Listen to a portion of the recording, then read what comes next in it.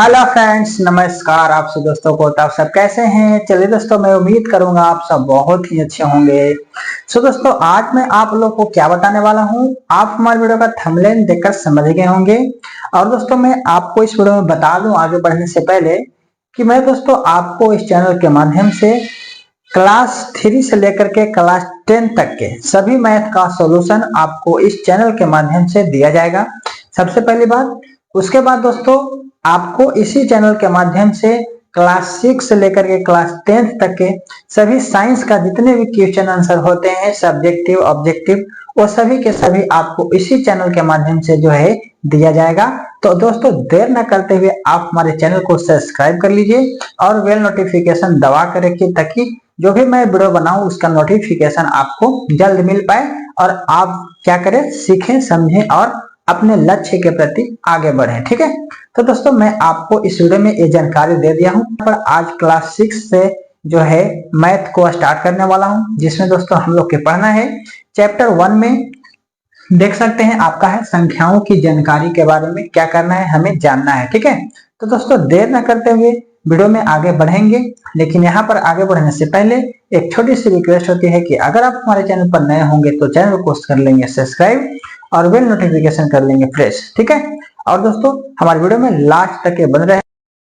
हाँ तो दोस्तों, चलिए हम वीडियो करते हैं स्टार्ट और आप लोग कॉपी कलम लेकर के तैयार हो जाएंगे। और ध्यान पूर्वक से पहले हम लोग संख्याओं के बारे में जानकारी को ले लेंगे, उसके बाद ही दोस्तों एक्सरसाइज को बनाना स्टार्ट करेंगे। ठीक है, तभी आपको दोस्तों समझ में आएगा। अगर मैं डायरेक्ट एक्सरसाइज बना देता तो आप लोगों को हो सके समझ में नहीं आएगा, इसलिए दोस्तों मैं सबसे पहले इसके बारे में जानकारी कुछ दे देता हूं, उसके बाद दोस्तों एक्सरसाइज में हम लोग चलेंगे। ठीक है, तो दोस्तों वीडियो में लास्ट तक बन रहिए।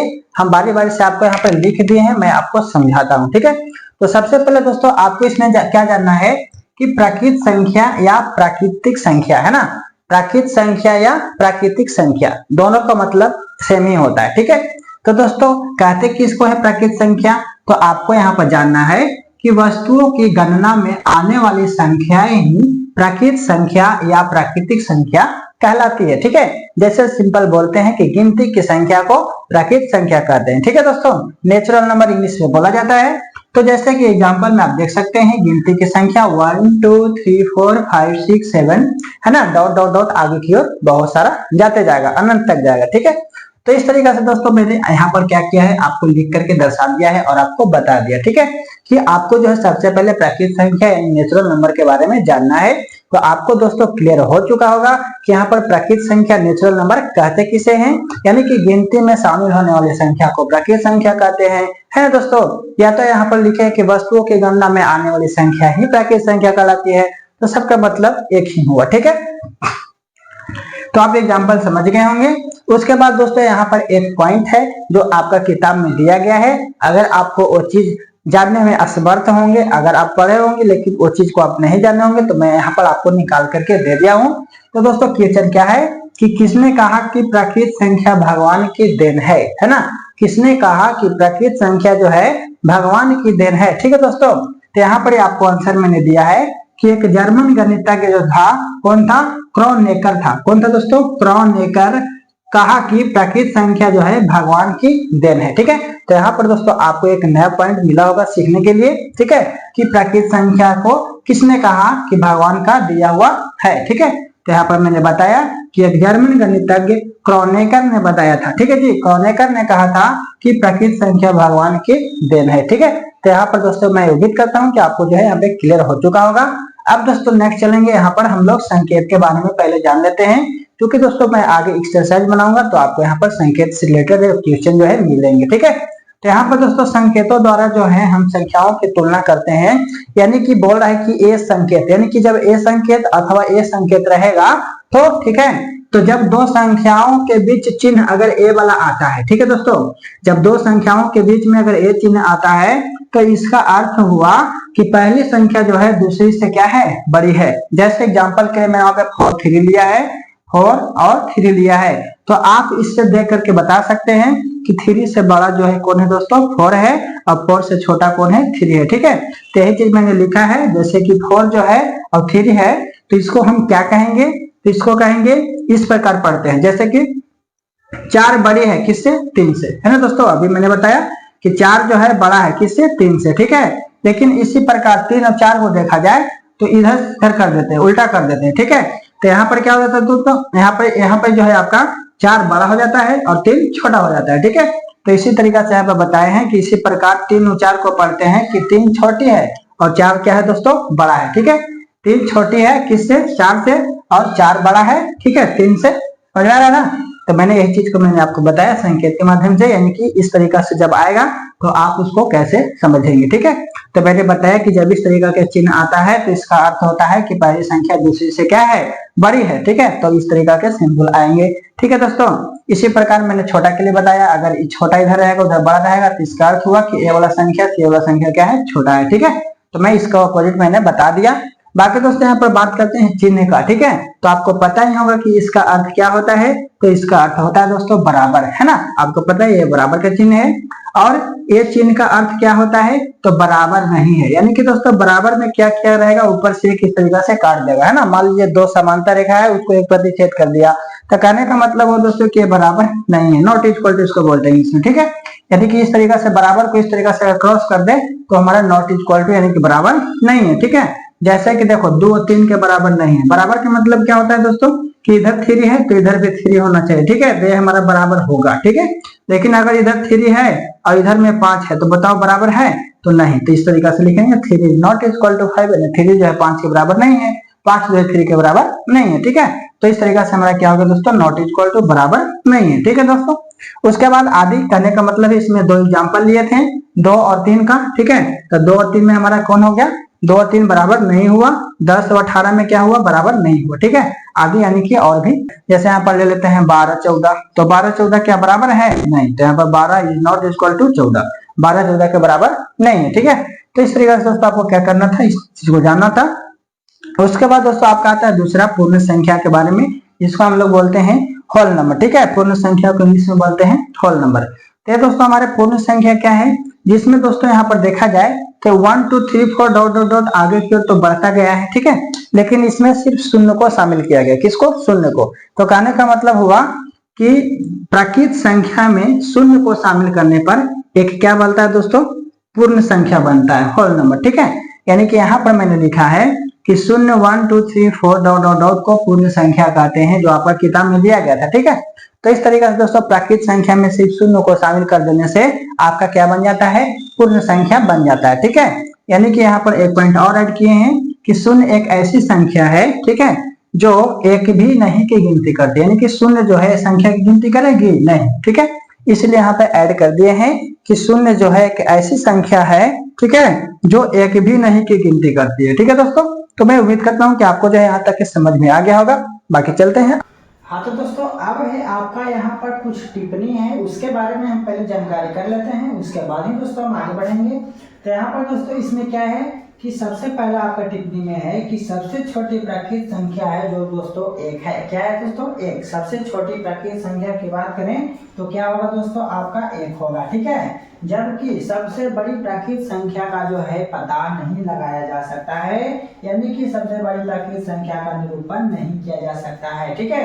क्योंकि मैंने दोस्तों आपको बताया था प्राकृत संख्या, गिनती की संख्या को प्राकृत संख्या कहते हैं, उसका कोई लिमिट नहीं है कि आगे जाकर के वो रुक गया है, ठीक है। संख्या, प्राकृत संख्या ऐसी नहीं है जो आगे जाकर के रुक गया है। जब वो रुकेगा ही नहीं तो उसका पता कैसे लगा सकते हैं कि सबसे बड़ी जो है यहाँ पर प्राकृत संख्या क्या होगी, ठीक है। तो यही दोस्तों मैंने यहाँ पे लिखा है कि सबसे छोटी प्राकृत संख्या का जो है एक है, ये चीज हो सकता है, ठीक है। लेकिन सबसे बड़ी प्राकृत संख्या का पता नहीं लगाया जा सकता है, सबसे बड़ी संख्या का निरूपण नहीं किया जा सकता है, ठीक है। तो इस तरीके से आपका पहला टिप्पणी था। दूसरा में था दोस्तों कि सबसे छोटी पूर्ण संख्या जो है शून्य है, जो मैंने आपको बताया कि प्राकृत संख्या में शून्य को शामिल कर देने से पूर्ण संख्या बन जाती है। तो वही दोस्तों यहाँ पर लिखे हैं कि सबसे छोटी पूर्ण संख्या जो है शून्य है, ठीक है। लेकिन सबसे बड़ी पूर्ण संख्या का निर्धारण नहीं किया जा सकता, सिर्फ इसी के जैसा, ठीक है दोस्तों। उसके बाद आपका तीसरा में आता है कि शून्य को छोड़कर प्रत्येक पूर्ण संख्या एक प्राकृत संख्या है।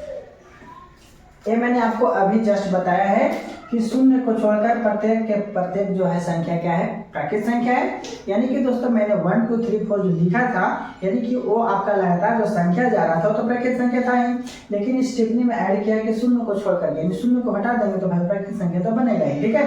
तो ये हमें बताया कि शून्य को छोड़कर प्रत्येक क्या है, पूर्ण संख्या एक प्राकृत संख्या है। ठीक है, शून्य को छोड़ करके प्रत्येक पूर्ण संख्या, जो पूर्ण संख्या था वो क्या होगा दोस्तों, एक प्राकृत संख्या बन गया। ठीक है, तो ये बोला कि शून्य को छोड़कर प्रत्येक पूर्ण संख्या एक प्राकृत संख्या है। ठीक है, तो इस तरीके से मैंने आपको जानकारी दे चुका हूँ। उसके बाद दोस्तों आपका मेन इंपॉर्टेंट क्वेश्चन आता है, अब आता है आरोही और अवरोही क्रम। तो आरोही किसे कहते हैं और अवरोही किसे कहते हैं, इस वीडियो में जानते हैं। दोस्तों आरोही को सबसे पहला दोस्तों आरोही, ठीक है, आरोही को इंग्लिश में असेंडिंग ऑर्डर बोला जाता है। ठीक है, तो चलिए जानते हैं कि आखिर असेंडिंग ऑर्डर आरोही क्रम होता क्या है। तो दोस्तों यहाँ पर लिखे हैं कि दी गई संख्याओं को आरोही क्रम में लिखने के लिए पहले यानी कि सबसे छोटी संख्या को लिखेंगे। किसको दोस्तों, यानी कि आरोही क्रम में अगर लिखना होगा तो सबसे पहले छोटी संख्या को लिखेंगे। तो आरोही क्रम का मतलब होता है छोटा से बड़ा। ठीक है दोस्तों, छोटा से बड़ा। तो यही हमें बता रहा है कि सबसे पहले जो है छोटी संख्या को लिखेंगे, उसके बाद दोस्तों हम बड़ी संख्या को लिखेंगे। ठीक है, तो दोस्तों आरोही क्रम यानी कि असेंडिंग ऑर्डर आपको समझ में आ गया। तो चलिए एग्जाम्पल के थ्रू मैं समझने की कोशिश करता हूँ, आपको बताने की कोशिश करता हूँ। ठीक है, तो यहाँ पर दोस्तों मैंने एग्जाम्पल के लिए ले लिया है 9, 8, 5, 20, 80 और 50 को आरोही क्रम में लिखने के लिए सबसे पहले क्या करेंगे दोस्तों, तो मैंने आपको बताया है कि आरोही क्रम में लिखने के लिए सबसे पहले छोटी संख्या को लिखेंगे।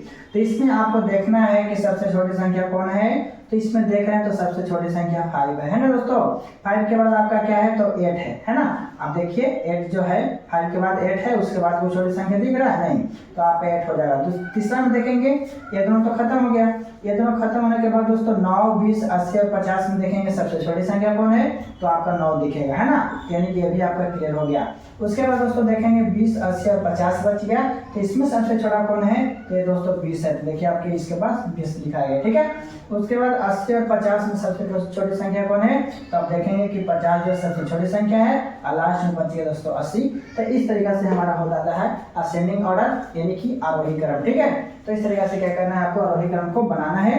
यानी कि इसको अब बोला जाए तो इंग्लिश में असेंडिंग ऑर्डर, और आरोही के मतलब होता है बढ़ते क्रम। क्या होता है दोस्तों, बढ़ते क्रम इसको बोलेंगे तो आपको समझ में आ जाएगा। ठीक है, तो बढ़ते क्रम मतलब छोटा से बड़ा। क्या होता है दोस्तों, छोटा से बड़ा। ठीक है, बढ़ते क्रम मतलब छोटा से बड़ा। ठीक है, आपको समझ में आ गया होगा अपूर्ण रूप से कि हमको असेंडिंग ऑर्डर यानी कि आरोही क्रम, बढ़ते क्रम, है ना, ये छोटा से बड़ा लिखा जाता है। ठीक है, तो इस तरीके से आप क्या करेंगे, लिखेंगे। उसके बाद दोस्तों अगला आता है अवरोही क्रम। अवरोही क्रम क्या होता है, तो सेम दोस्तों इसका अपोजिट होता है। क्या होता है, इसका अपोजिट होता है, उल्टा होता है।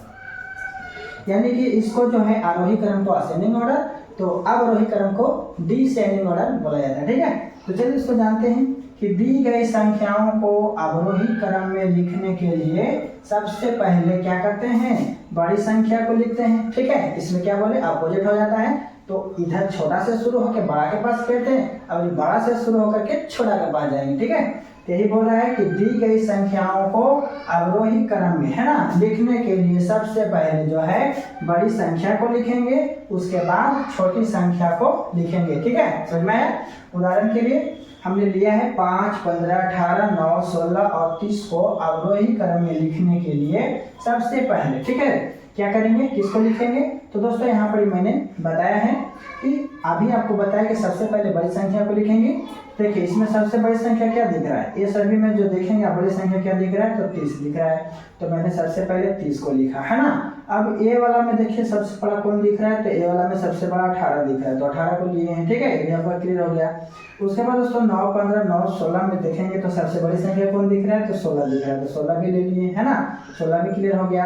उसके बाद दोस्तों 5, 15, 9 बच गया, तो इसमें सबसे बड़ी संख्या कौन है, तो देख रहे हैं 15 बड़ा है, तो 15 को भी ले लिया। ठीक है, इस तरीके से दोस्तों 5 और 9 में सबसे बड़ी संख्या कौन दिख रहा है, 9 दिख रहा है, तो 9 को भी ले लिए। उसके बाद कौन बचा दोस्तों, अकेला में 5 बचा, तो यही आपका लास्ट में 5 हो गया। ठीक है, आप इसको क्या करेंगे, इस तरीके से दर्शा लेंगे, ये वाला अवरोही क्रम को इस तरीके से दर्शा लेंगे। अभी जस्ट बताया है, ठीक है, कि 5 8 से क्या है दोस्तों, छोटा है, और 5 से 8 क्या है, बड़ा है, और 8 से 5 क्या है दोस्तों, छोटा है। ठीक है, तो इस तरीके से सिंबल को देते जाएंगे। ठीक है, चलिए इस तरीके से आप क्या कर लेंगे दोस्तों, ऐड कर लेंगे। तो दोस्तों मैं उम्मीद करता हूं कि आपको जो है ये चीज समझ में आ गया होगा। तो मैंने आपको प्राकृत संख्या, है ना, और पूर्ण संख्या, और दोस्तों मैंने टिप्पणी के बारे में और कुछ टॉपिक पॉइंट जो था वो मैंने बताया, आरोही क्रम और अवरोही क्रम के बारे में मैंने आपकी इस वीडियो में बताया। तो मैं दोस्तों उम्मीद करता हूँ आपको जरूर समझ में आया होगा। अगर नहीं भी समझ में आया तो कमेंट करके बताएंगे, मैं आपको समझाने की कोशिश करूंगा, ताकि मैं जो अगला एक्सरसाइज बनाने वाला हूँ इस वीडियो का, ठीक है, इस चैप्टर का जो है मैं एक्सरसाइज बनाने वाला हूँ, ताकि मैं उस वीडियो में आपको बढ़िया से समझा पाऊँ। तो आप इस वीडियो में भर भर के कमेंट कीजिए और बताइए कि हमारी वीडियो जो है आपको समझ में आई या नहीं आई, कैसा लगा, क्या लगा, आपको क्या समझ में आया, कमेंट करके जरूर बताएंगे। और दोस्तों मैं आपको जो है इसका नेक्स्ट पार्ट जो है 2 देने वाला हूं अगले वीडियो में, तो आप हमारे चैनल को सब्सक्राइब जरूर कर लीजिएगा और बेल नोटिफिकेशन को प्रेस कर लीजिएगा। बाकी दोस्तों आज के लिए इस वीडियो में इतना ही रहने देते हैं, बाकी मिलेंगे दोस्तों नेक्स्ट वीडियो में, जब तक के लिए इतना ही, best of luck. So thank you, all the best, जय हिंद, जय भारत।